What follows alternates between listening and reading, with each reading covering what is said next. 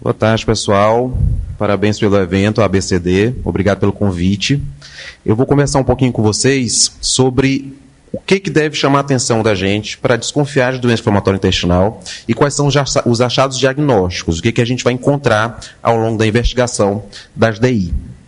Então, qual é o conceito, a definição de doença inflamatória intestinal? Então, são condições de etiologia multifatorial. A doutora Andréa falou bem sobre isso. Então, os pacientes com uma predisposição genética vão se submeter ali a fatores ambientais. Os mais estudados e que estão mais associados à gênese das DI são uma dieta rica em ultraprocessados e o tabagismo. E essa interação entre genética e fatores ambientais vai levar a uma alteração marcante na microbiota desses pacientes, que vai ser o gatilho para o desenvolvimento das DI. Esse gatilho vai levar a alterações da imunidade. A gente não chama as doenças inflamatórias intestinais de doenças autoimunes por uma questão conceitual. A gente não tem um autoanticorpo conhecido que leve a uma autorresposta contra as porções do intestino, mas a gente sabe que é uma doença imunomediada, que tem vários componentes da imunidade alterados que levam à inflamação intestinal. São doenças sistêmicas, então essa alteração da imunidade leva a repercussões em vários órgãos e sistemas, como a doutora Andréa falou, e são de caráter crônico, ou seja, são doenças que não têm cura e que invariavelmente vão progredir para complicações se não forem tratadas adequadamente. Aqueles quadros de doença inflamatória intestinal que se manifestam apenas em um único episódio, que entram em remissão de forma sustentada por anos e anos, são exceção. De forma geral, esses pacientes vão ter doença grave, progredindo se não forem tratados adequadamente. E o comportamento recidivante da maioria dos pacientes, com períodos de exacerbação de atividade de doença intercalados com períodos de acalmia.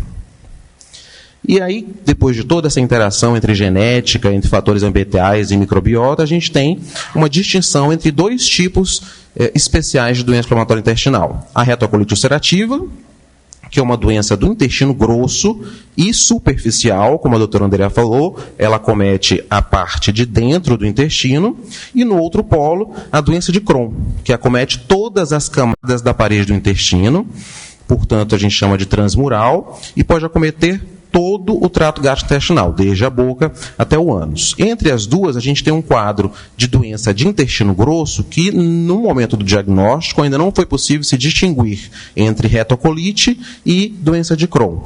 Esses pacientes a gente chama de colite não classificada e eles correspondem a cerca de 20% desses pacientes. Eu chamei a atenção aqui para o caráter poligênico das DI, porque, inclusive, e muito mais comum na gastropediatria, a gente tem quadros de doenças inflamatórias do intestino, na verdade, doenças intestinais com fenótipo muito parecido com as DI, e que não são doenças inflamatórias intestinais, sobretudo em crianças menores de 6 anos. A entidade mais conhecida e estudada é a imunodeficiência comum variável, que pode se manifestar no intestino exatamente como uma doença de Crohn, inclusive com acometimento perianal, com doença orificial, com fístulas, e que não é uma DI. É uma doença de caráter monogênico, sobretudo pediátrico.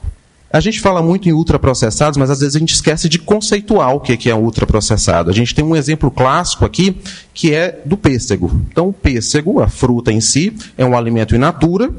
Quando esse alimento in natura passa por algum processo industrial, a gente passa a chamá-lo de um alimento processado.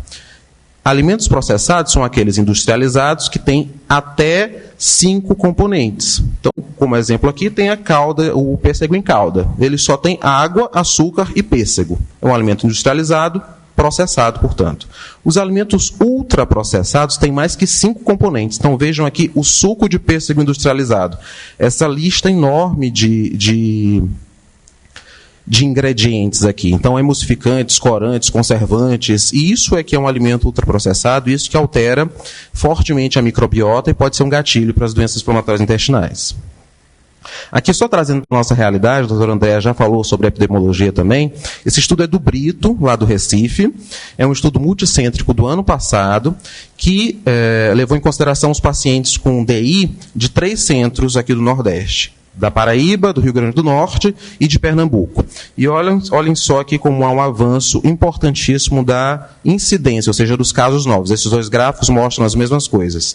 Então, um estudo mostrando desde o início aqui, década de 60 até 2020, o aumento exponencial aqui da incidência, e chama atenção o fato de que nos últimos 10 anos, mais de 58% dos casos novos se concentraram nos últimos 10 anos. Ou seja, a velocidade de detecção e de progressão da doença, de incidência, vem aumentando muito. Então, quais são os red flags, os sinais de alerta para a doença inflamatória intestinal que a gente deve ter em mente e suspeitar do diagnóstico? A alteração de hábito intestinal, sem dúvida, é o que é mais frequente, mais comum e o que a gente mais pensa quando fala em doença inflamatória intestinal. O mais comum de manifestação é diarreia crônica, que é uma diarreia que dura mais que 3 a 4 semanas, mas pode se manifestar também como um quadro de diarreia recorrente. Então, é aquele paciente que vive indo ao pronto-socorro por quadros de diarreia aguda autolimitada, usa uma ciprofloxacina com metronidazol, melhora e passa um tempo bem, mas aquela diarreia recorre. E ainda menos frequente, mas ainda presente, sobretudo na doença de Crohn estenosante, é o quadro de constipação.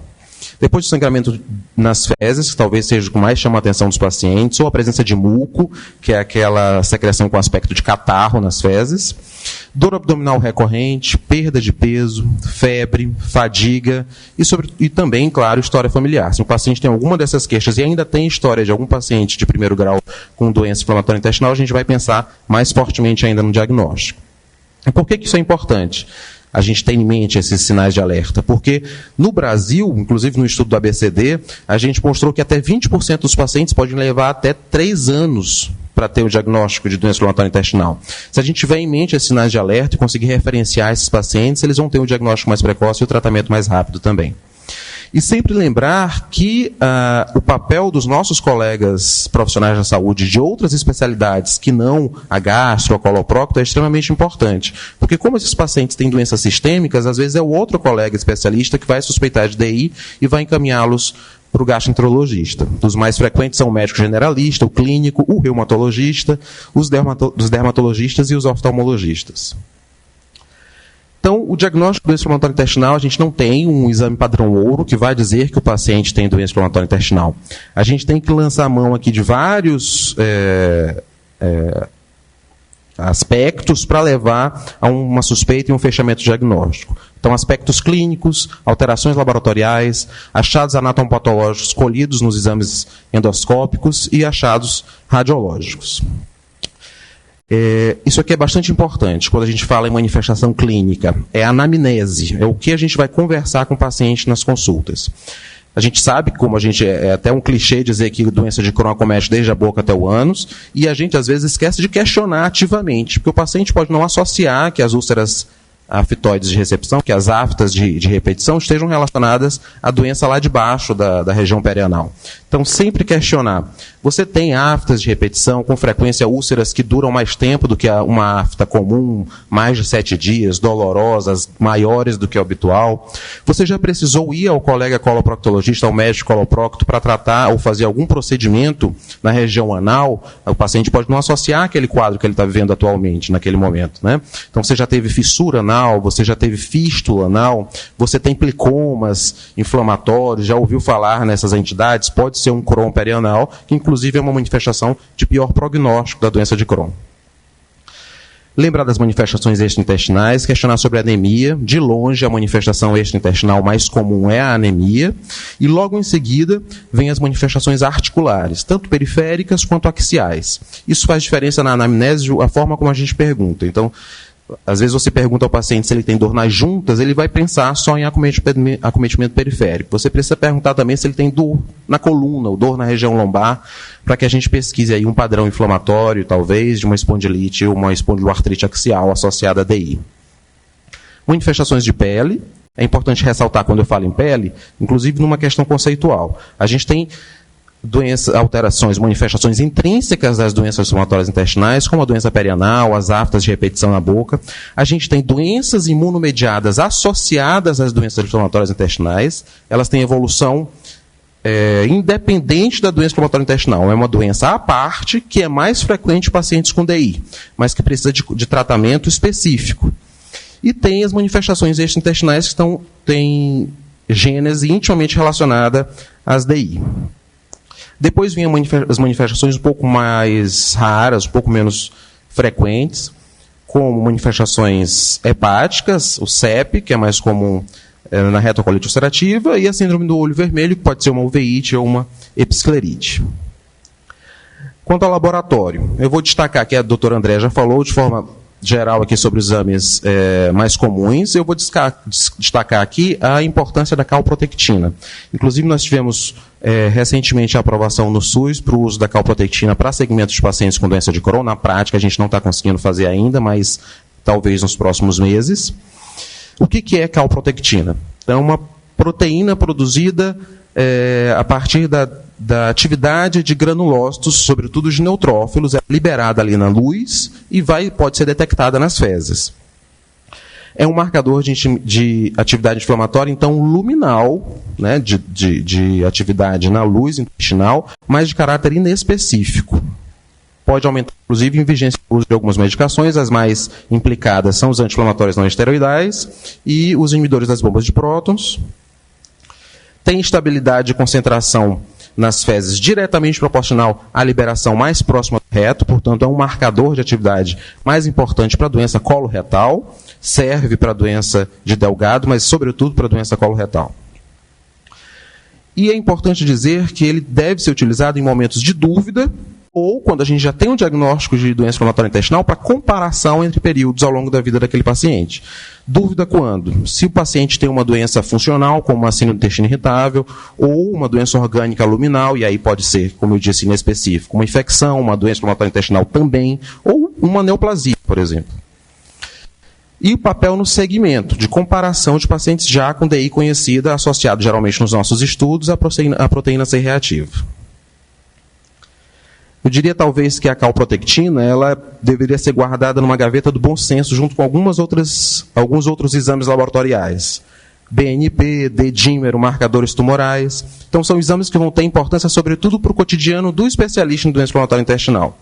É muito mais importante que o médico generalista consiga a colonoscopia com biópsias do que peça uma calprotectina. Isso vai ajudar muito mais, vai adiantar muito mais a vida do paciente.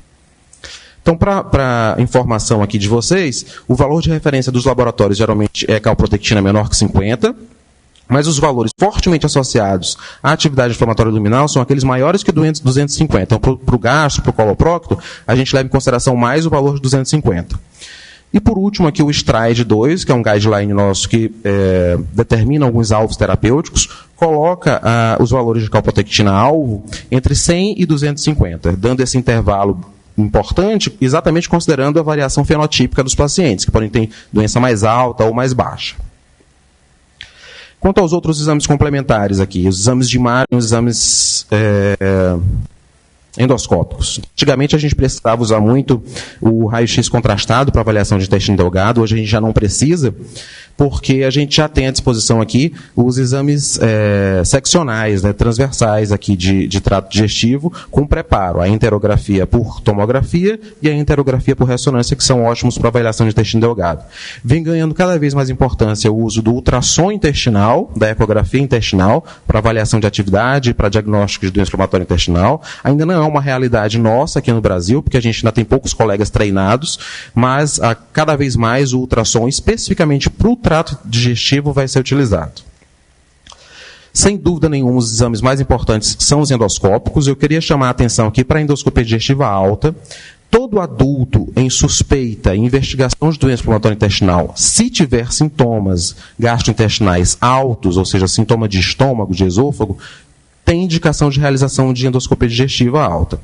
Agora, é importante ressaltar que na população pediátrica, crianças e adolescentes, todos eles devem ser submetidos no momento de investigação inicial já a uma endoscopia com biópsia de esôfago, de estômago e de duodeno. Porque diferente dos adultos, em que manifestação de Crohn, de trato digestivo alto, ser raro, em crianças até 20%, entre 15% e 20% das crianças vão ter manifestação alta de doença de Crohn. Então toda criança e adolescente deve ser submetida a uma EDA já no início da investigação.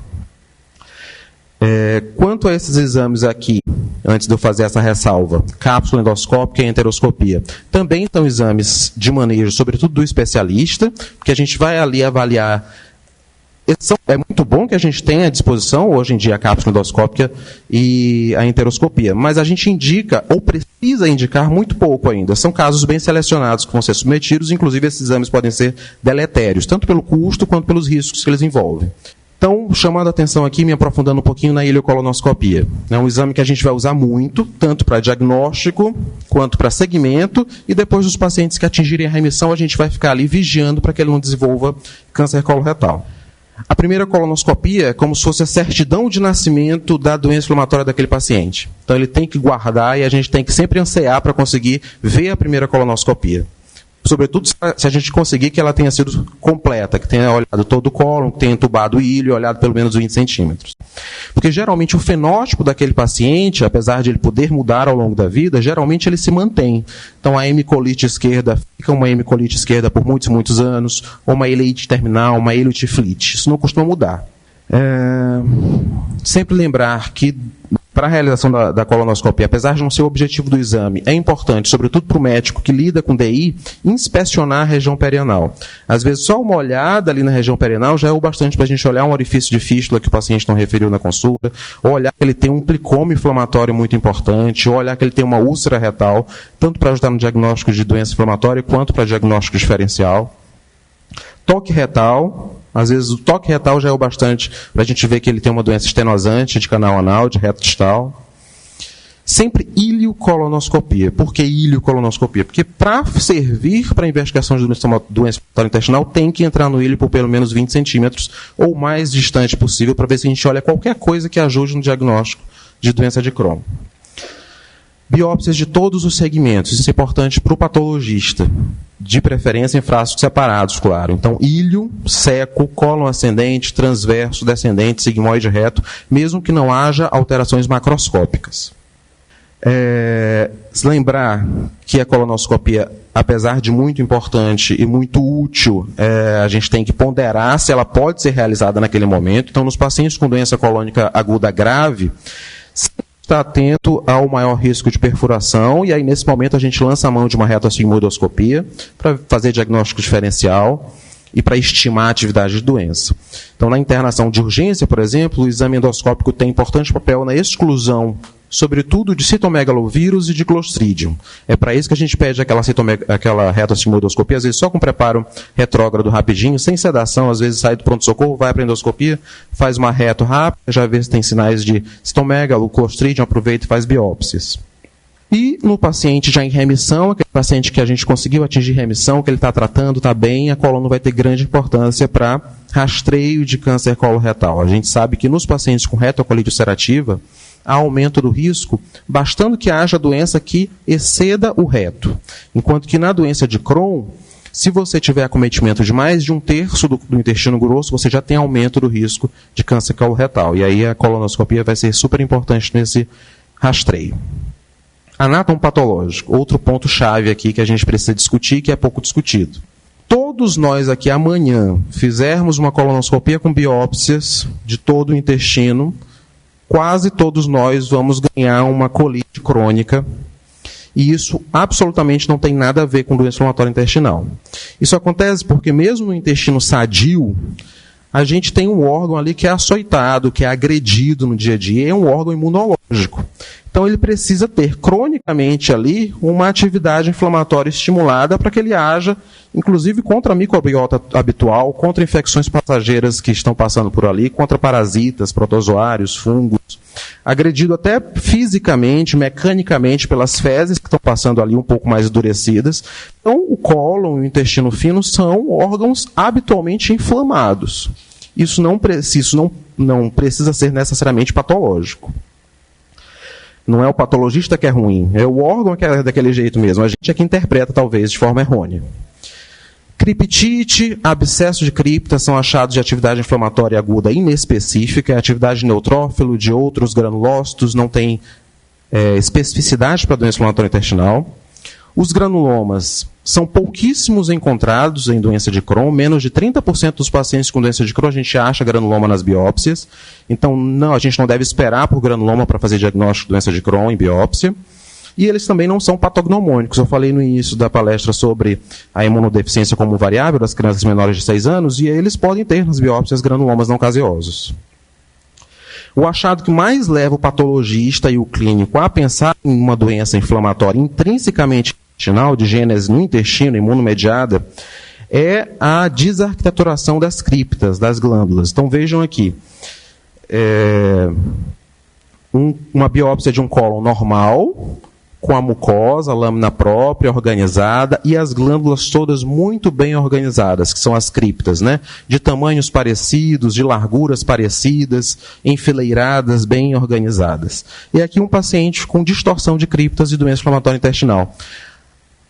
Tudo bagunçado. Isso aqui vai, claro, se a gente fizer um pedido bem feito de biópsia, fazer com que o patologista seja mais tendencioso a nos ajudar no diagnóstico de doença inflamatória intestinal. Se ele olhar isso aqui, ao contrário de criptite, abscesso de cripta, essas outras coisas que são super inespecíficas.